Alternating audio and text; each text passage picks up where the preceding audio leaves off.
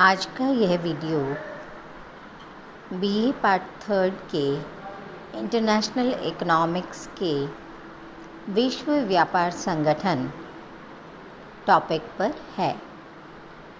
अब तक हम अंतर्राष्ट्रीय व्यापार के संदर्भ में कई बातें कर चुके हैं। अंतर्राष्ट्रीय व्यापार के इस युग में आज विश्व के सभी देशों को एक ऐसी अंतर्राष्ट्रीय व्यापारिक व्यवस्था की आवश्यकता महसूस हुई जो कि सबके मध्य एक खुला मंच हो।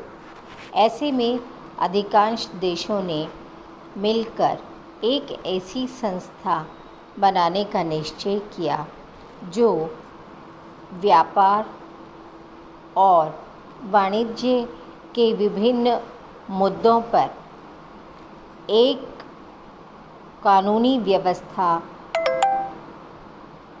उत्पन्न कर सके। ऐसे में विश्व के अधिकांश देशों की अनेक बार वार्ताएं हुई और इसमें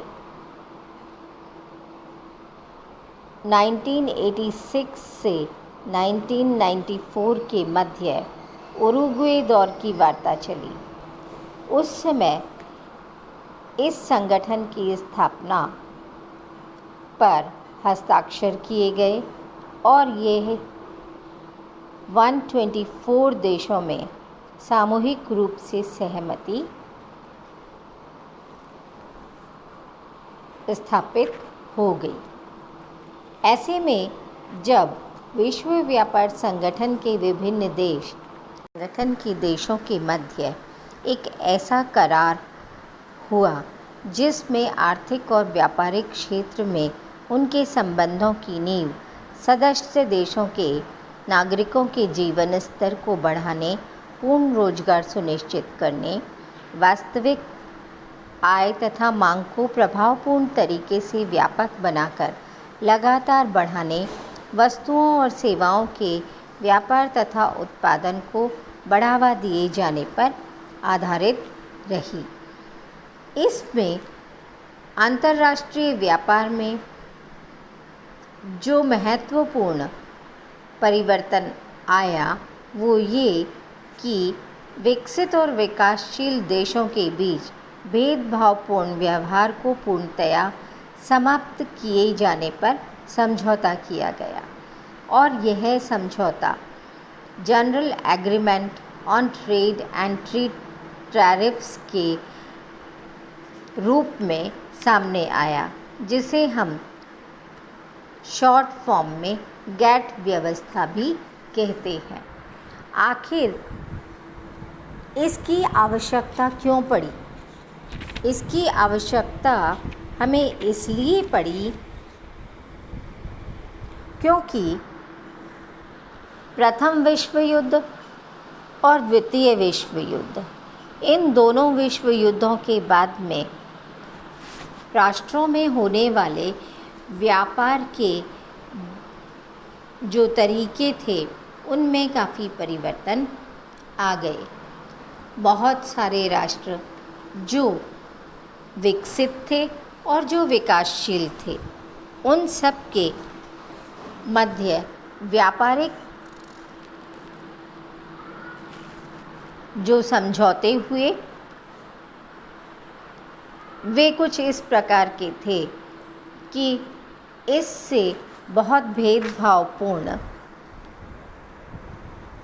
नीतियां बन रही थीं और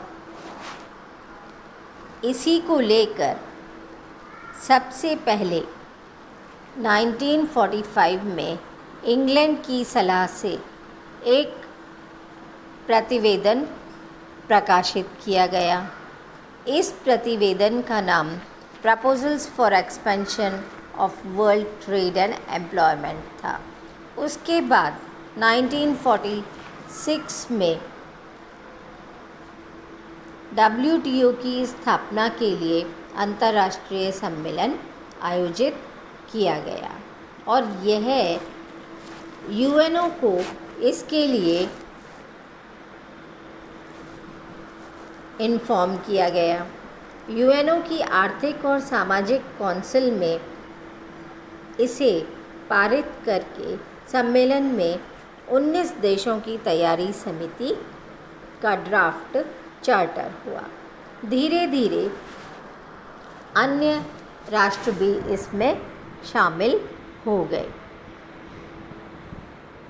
गैट का उद्देश्य मूल रूप से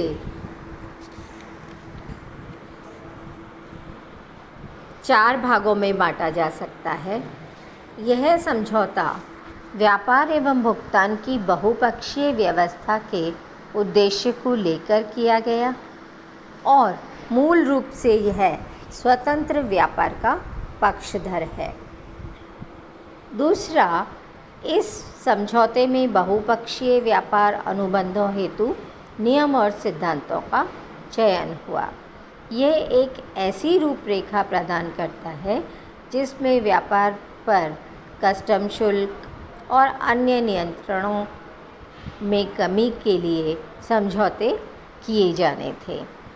तीसरे प्रकार का जो उद्देश्य रखा गया वो यह है कि एक अंतर्राष्ट्रीय वाणिज्यिक संहिता स्थापित की जाए, इंटरनेशनल कोड फॉर कॉमर्स। इस तरह की कोड का निर्धारण किया गया जो डंपिंग, सब्सिडीज़, इन सब के नियमों की रूपरेखा बनाता है। इसी तरह से जो सबसे ज़्यादा फेवर्ड नेशंस थे, इसमें मोस्ट फेवर्ड नेशन प्रिंसिपल को रखा गया। स्वतंत्र व्यापार की नीति क्रियान्वित करने के लिए आधारभूत नियम जो है भेदभाव की नीति, उसका परित्याग करना पड़ेगा। ऐसे में इन उद्देश्यों को लेकर WTO की स्थापना की गई।